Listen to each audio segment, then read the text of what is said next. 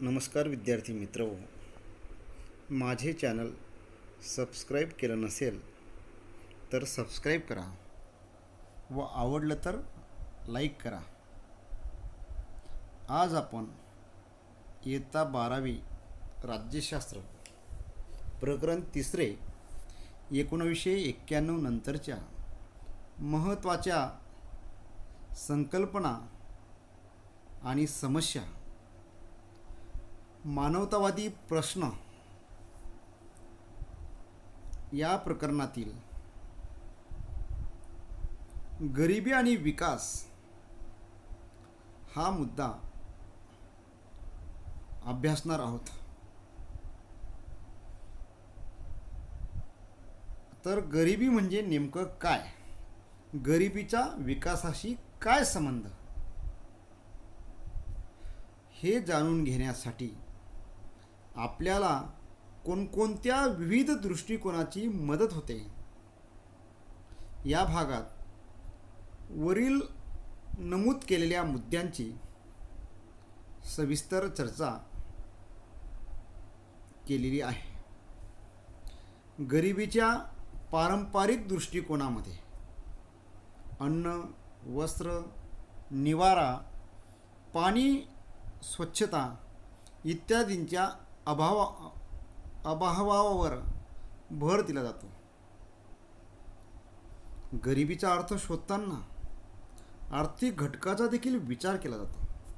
म्हणून गरिबी म्हणजे एखाद्या व्यक्तीची, कुटुंबाची किंवा समाजाची अशी परिस्थिती जिथे लोकांना स्वतःच्या मूलभूत गरजा भागविणे शक्य नसते किंवा कठीण असते. म्हणजे स्वतःच्या मूलभूत गरजा भागवण्याची सुद्धा त्यांच्यामध्ये कुवत नसते. हे बघा चित्रामध्ये दिलेलं आहे की गरिबीची परिस्थिती कशी असते, गरिबीचं जीवन जगणाऱ्या लोकांची परिस्थिती कशी असते. तर या ज्या संकल्पना आहेत त्या संकल्पना व्यक्तीच्या उत्पन्नावर लक्ष केंद्रित करतात. उत्पन्नाच्या आधारावर त्या व्यक्तीला तुलनेने सोयीस्कर आयुष्य जगता येते. हे जीवनाचे भौतिक घटक आहेत.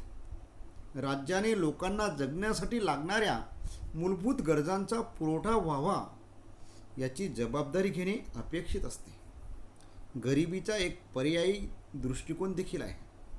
हा दृष्टिकोन जीवनाच्या भौतिक व अधिभौतिक घटकांवर भर देतो. यामध्ये शाश्वत समाजातून मानवाच्या सामाजिक, आर्थिक, राजकीय कल्याणावर लक्ष केंद्रित केले जाते. याच्यात मूल्य, सामाजिक बंध व सामूहिक संसाधनाच्या उपलब्धतेला विशेष महत्त्व दिले. असा दृष्टिकोन निर्णय प्रक्रियेच्या सहभागी स्वरूपाला महत्त्व देतो. यामुळे समाजाच्या उपेक्षित घटकाला सार्वजनिक धोरणामध्ये सहभाग घेता येतो. तसेच राजकीय आणि आर्थिक विकेंद्रीकरणाला देखील त्या ठिकाणी प्रोत्साहन मिळत असते.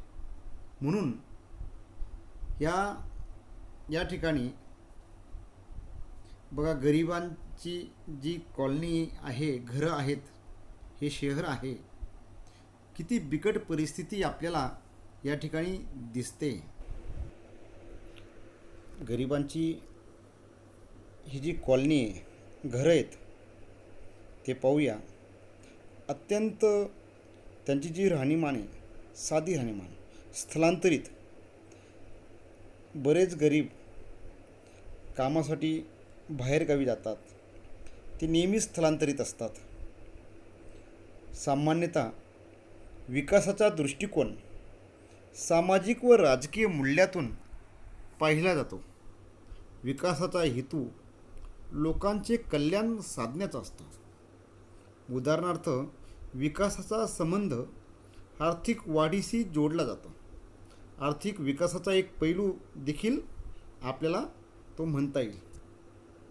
पर्यायी पैलू खुल्या अर्थव्यवस्थेच्या विकासाला प्रोत्साहन देण्याच्या भूमिकाला देखील महत्त्व देतो. पहिला दृष्टिकोन हा समाजवादी आहे, तर दुसऱ्या दृष्टिकोनाला भांडवलशाही म्हणता येईल. हे दोन्ही विकासाचे दोन पैलू आहेत, दोन पारंपरिक दृष्टिकोन आहेत. विकासाचा पर्यायी अपारंपरिक दृष्टिकोन हा गरिबीच्या भौतिक आणि अधिभौतिक घटकांवर भर देतो. हा दृष्टिकोन समाजाच्या तळागाळातील लोकांच्या राजकीय सहभागाला महत्त्व देतो, जेणेकरून निर्णय प्रक्रियेमध्ये समाजाच्या सर्व घटकांना योग्य प्रतिनिधित्व मिळेल. यामध्ये मानवी उपक्रम व निसर्ग यांच्यात योग्य तो समतोल साधण्याचा प्रयत्न केला जातो, ज्यामुळे शाश्वत विकासाच्या संकल्पनेला प्रोत्साहन मिळते. 1990पर्यंत विकास साधण्याचे दृष्टिकोन मुख्यतः पारंपरिक स्वरूपाचे होते. त्यांचे प्रमुख उद्दिष्ट गरिबीची भौतिक समस्या सोडविण्याचे होते. म्हणजे गरिबीची भौतिक समस्या ही सुटली पाहिजे, यासाठीच तो दृष्टिकोन पुढे आला. आणि त्याचं प्रमुख उद्दिष्ट जे होतं ते साध्य करण्याचा प्रयत्न केला गेला. म्हणूनच राज्याचं प्रमुख कार्य म्हणजे औद्योगिकीकरण साधून आणि शेतीवर भर देऊन आर्थिक सुबत्ता वाढवणे असेच होते. यातूनच रोजगार निर्मिती व दरडोई उत्पन्नाची वाढ होणे अपेक्षित होते. 1990च्या पुढील काळामध्ये विकासाच्या पर्यायी दृष्टिकोनाला स्वीकारण्यात आले.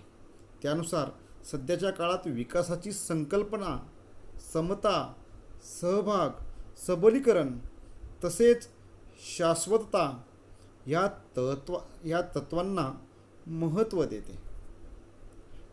म्हणजे विकासाचे जे स्वरूप आहे ते खूप महत्त्वाचं आहे. शोधा आणि चर्चा करा. संयुक्त राष्ट्रांनी 2015मध्ये 2030चे शाश्वत जे आहे तो शाश्वत विकास कसा घडून आणला त्याबद्दल आपण चर्चा करायची. या ठिकाणी देखील आपल्याला हे जे चित्र आहे त्या ठिकाणी देखील आपल्याला शाश्वत विकासाबद्दल थोडक्यात त्याचे उदाहरण दिसतात. त्याच्यानंतर आपल्याला असं म्हणता येईल की गरिबीतून विकासाकडे जाण्यासाठी एक अत्यंत महत्त्वाचा मार्ग हवा आहे. मग त्याबद्दल त्याची विकासाची ध्येयसुद्धा महत्त्वाची असतात. म्हणून माहीत आहे का तुम्हाला की सहस्त्रक म्हणजे मिलेनियम विकास ध्येय सप्टेंबर 2000मध्ये संयुक्त राष्ट्रांनी एकत्र येऊन संयुक्त राष्ट्र सहस्त्रक जाहीरनामा मंजूर केला. या जाहीरनाम्याने सदस्य राष्ट्रांना 2015पर्यंत विकासाच्या आंतरराष्ट्रीय ध्येय साधण्यास बांधील केले.